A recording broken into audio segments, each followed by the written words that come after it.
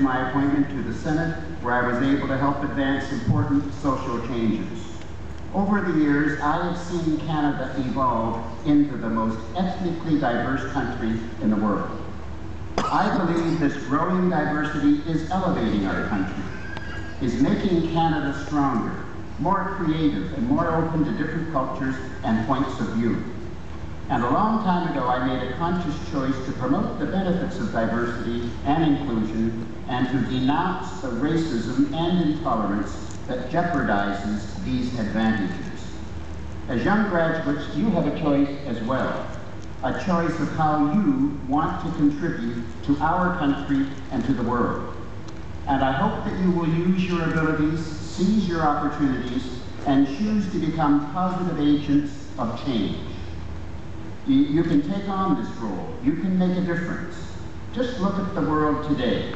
It offers you three important advantages. I like to call these the three I's: information, interaction, and influence. Three assets that you can leverage to better understand trends and developments, to share ideas and opinions, to shape events, indeed the course of history, as never before. First, consider how information is rapidly transforming our world. The sheer data that is available today is astounding. Here are some numbers. More than 3.5 billion pieces of content are posted to Facebook every week. Is that true? Wikipedia hosts 17 million articles and has more than 91,000 authors. Frick, the photo-sharing site, hosts more than 5 billion images, and people upload 3,000 new images to the site every minute. More than 829,000 videos, nearly 8 years of content, are uploaded to YouTube every single day. Every day there are 175 million tweets. By 2020, the amount of data worldwide will increase another 50-fold. Second, look at our ability to interact with that information and with one another. Here are some statistics. Out of the 6.8 billion people on the planet today, 4.8 billion have a mobile device. In fact, more people own mobile devices than own toothbrushes. More than 900 million people actively use Facebook every month. Here in Canada, more than 1.3 million people joined Facebook in the last 6 months alone.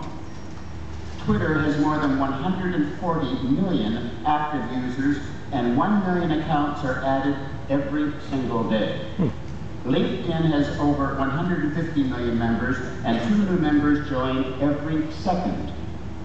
Over the past 30 years, our advancement in technology and knowledge have outstripped all these achieved before our time in history.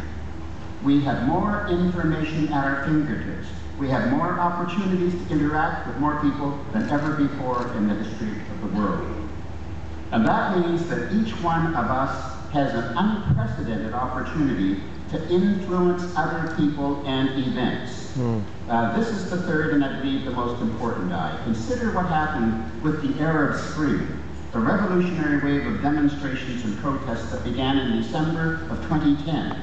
To date, rulers have been forced from power in Tunisia, Egypt, Libya, Yemen. Civil uprisings have erupted in Bahrain and Syria. Major protests have broken out in Algeria, Iraq, Jordan, Kuwait, and Morocco. And there have been minor protests in about 10 other countries as well. The protests have involved strikes, demonstrations, marches, and rallies, which are not new. What is new is that many of the protests use social media to organize, to communicate, to raise awareness. Videos of events and injustices went viral. Tweets were retweeted by millions, and word about new developments often spread like wildfire on Facebook. Facebook, Twitter, YouTube made these movements towards a more democratic regime a possibility, even when some dictators censored the media and other political players.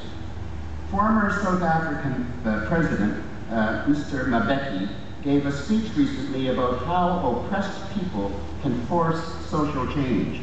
He spoke about what he called the democratization of knowledge and its role in improving society. And I quote, "Knowledge is a fundamental driver in the process of social transformation. Knowledge," he says, "regardless of the philosophical debate about its meaning, and indeed because of this, has established itself as a critical driver with regard to the human objective to achieve the betterment of society," end quote. Given that information is widely available and more easily accessible to everyone, we now live in a world where we can instantly interact and influence others. Interestingly, we also live in a world in which NGOs, non-governmental organizations, may have more power and influence than national governments. Consider this. Amnesty International has offices in 80 countries in the globe. More than most countries have embassies. Only 5 multinational companies in the world employ more than Red Cross Red Crescent, and Greenpeace has more influence on public policy than most national governments. Given that you've studied and lived here in Toronto at York University, in the most multicultural city, I imagine that you students have also learned to seek out a common purpose with others. You probably have a vibrant imagination too, with plenty of ideas and insights about how to make things better. And you have likely learned how to lead by beside, or to collaborate closely with others in getting things done.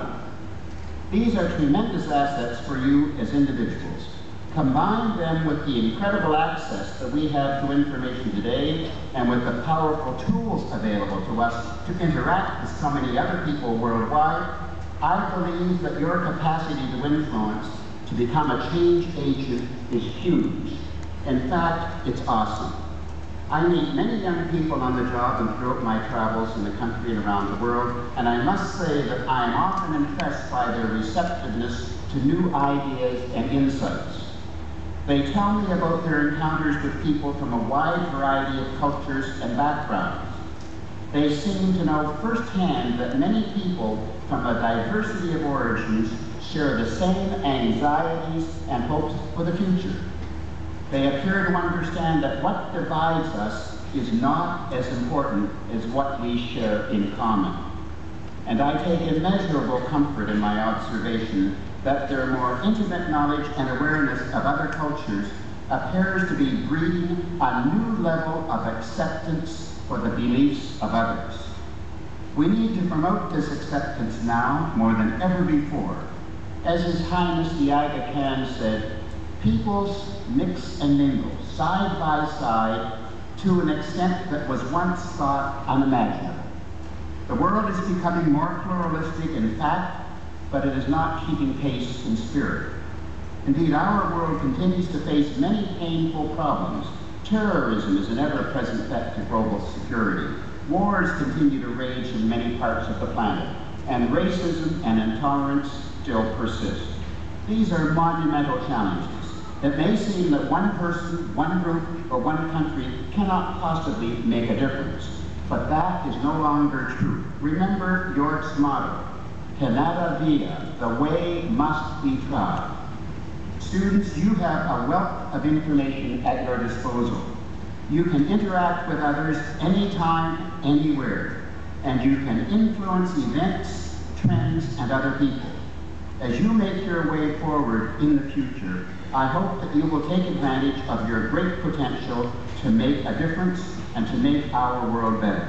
Congratulations to all of you once again. Thank you very much.